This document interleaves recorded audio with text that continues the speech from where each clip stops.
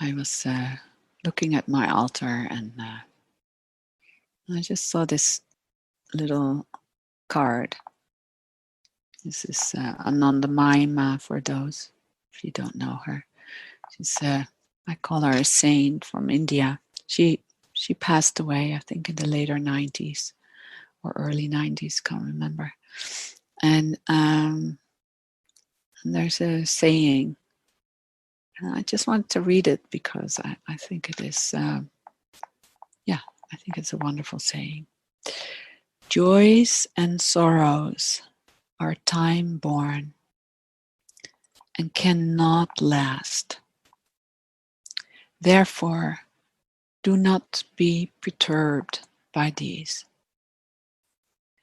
The greater the difficulties and obstructions, the more intense will be your endeavor to cling to his feet, and the more will your prayer increase from within. I read it one more time. Joys and sorrows are time-born and cannot last. Therefore, do not be perturbed by these. The greater the difficulties and obstructions, the more intense will be your endeavor to cling to his feet, and the more will your prayer increase from within. And I think that's very true.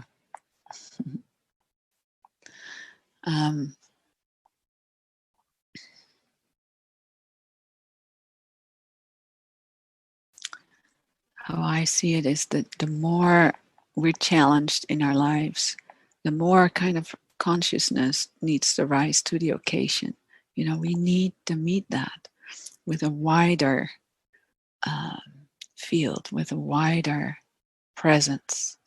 And so we need to step up to the plate.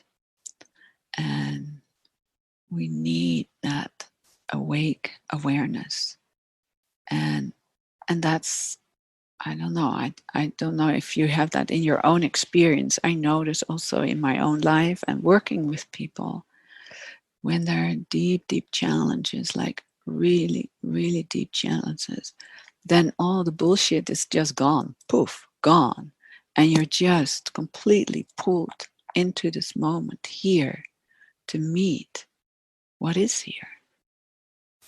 And I know for myself in at different situations, and for me always what stands out is being called to this moment here and to fully trust my intuition and trust the heart of all that is. And there are a few occasions, and I want to just share them, and some of you perhaps have heard it already, but I think one occasion that perhaps can be very insightful and gives a sense of trust. Yeah, because it's the learning to trust that we're so taken care of, and that who and what we are, whatever you want to call it, him, her, that, it, the foundation of all that is, wants to come then to the forefront. It's always here, and we're invited into that. And the mind wants to take us away, you know, to come to solutions here in our heads. And we want to go, yeah, but what about this? What about that? How? So I want to give this example. As some of you know, I was born with a kidney disease, and it's healed now.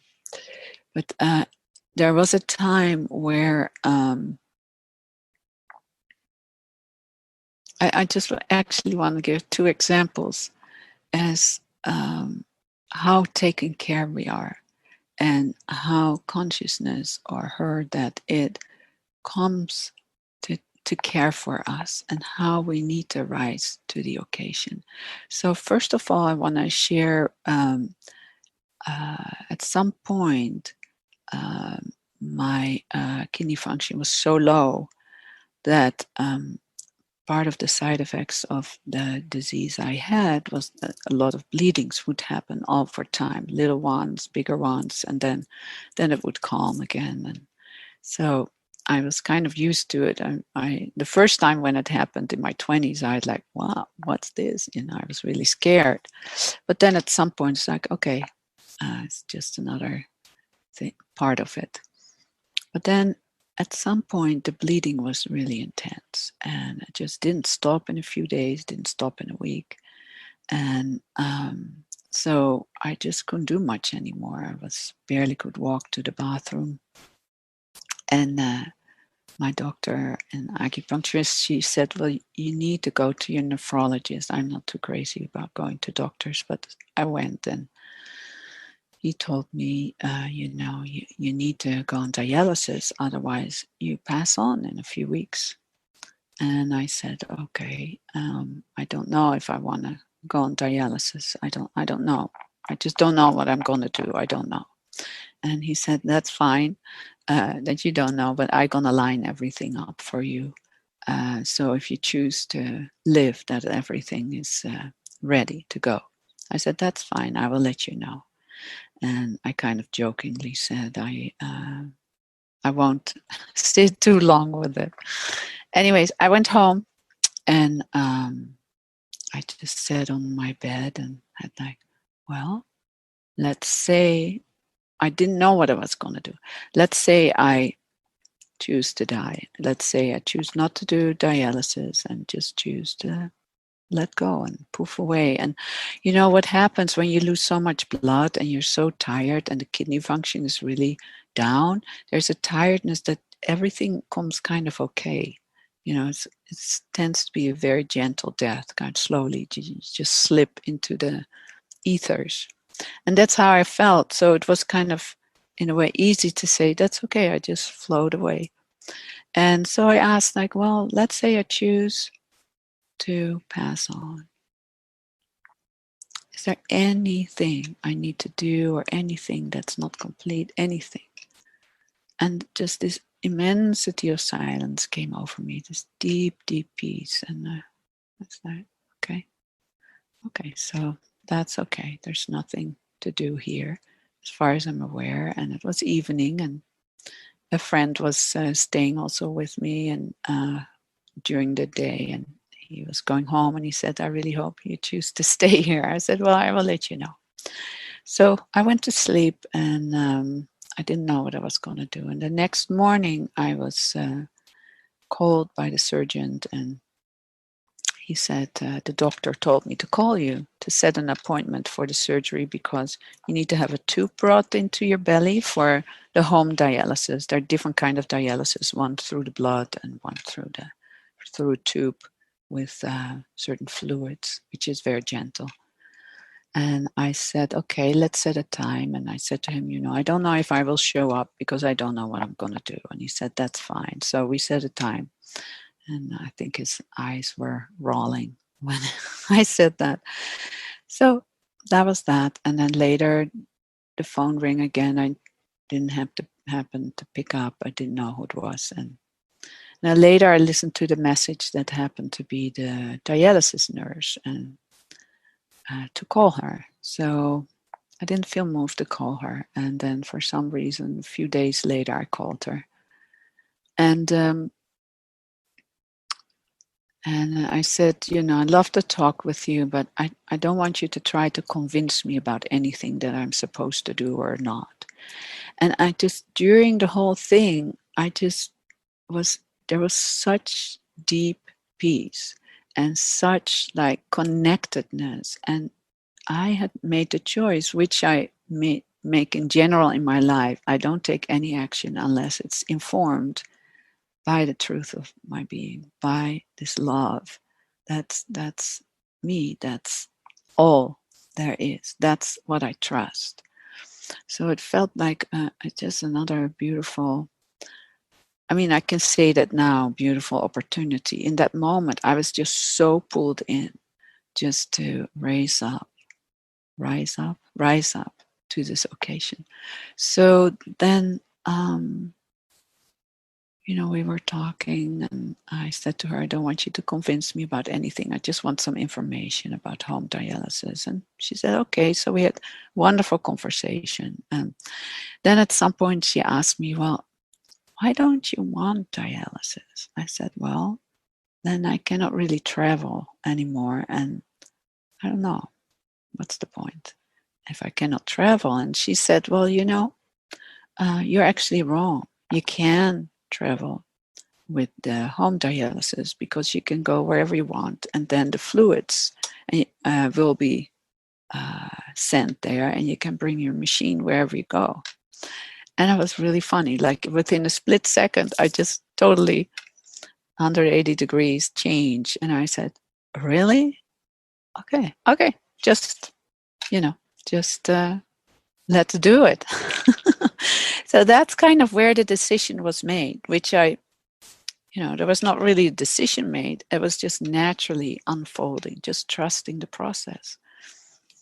So that's what happened. I completely trusted how this wanted to unfold. I didn't have an agenda. The only agenda was I want to stay true to my nature, and I followed that. And that's what happened. So I went on dialysis, and it was, had its own experience, but I felt so held by this experience. So I hope this gives you a taste that when we are in dire situations, we tend to go into our minds, try to figure it out, like, oh, what shall I do? Shall I do dialysis or not? Or perhaps it's already clear because there's a lot of fear. I want to survive and do dialysis, or angry, I don't want it. Actually, it was interesting the next day when I met with the dialysis nurse. I came in and we sat down in this room, and she said, "You're so relaxed." And I said, "Yeah." I didn't know what she meant. I said, "Yeah, I feel relaxed."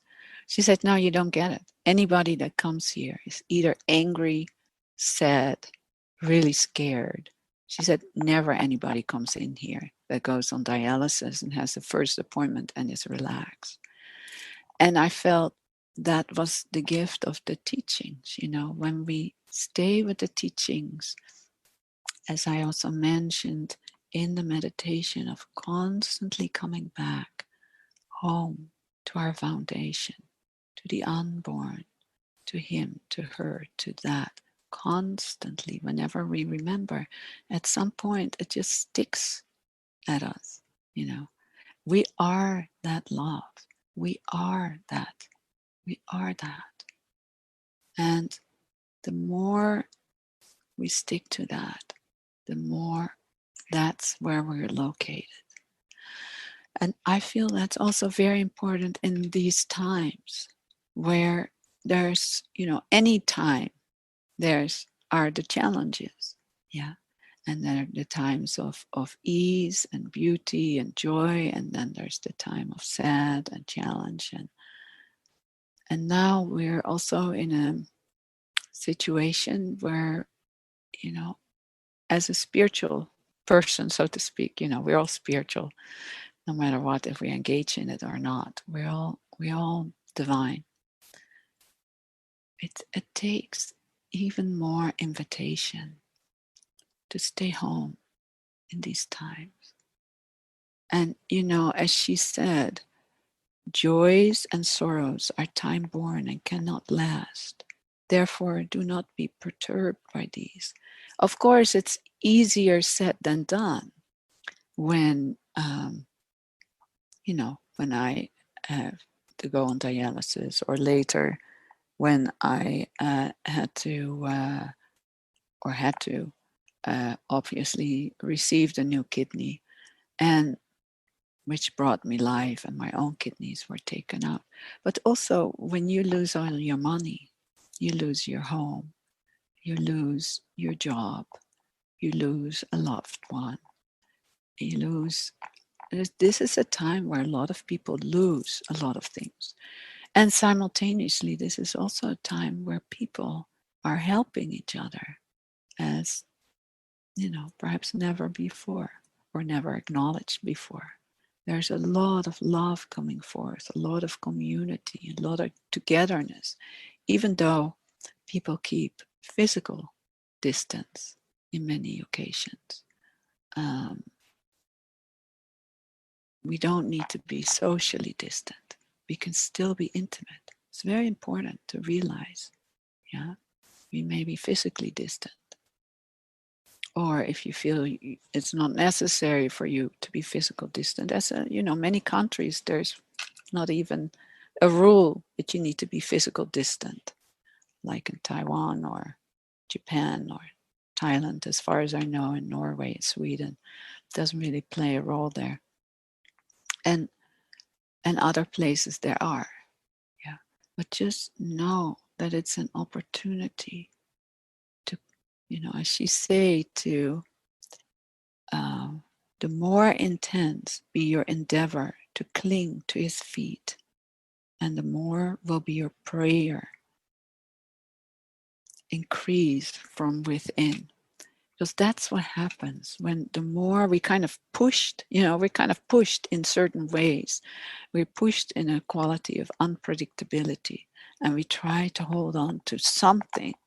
Yeah, please hold on to his feet. Hold on to her heart. Hold on to the unborn. If you want to hold on to something, hold on to that. Instead of holding on to your money, your body, your whatever. But that's how we're trained, to hold on to any kind of form, which is understandable. Of course, you want to keep your home. Do anything you can. Yeah.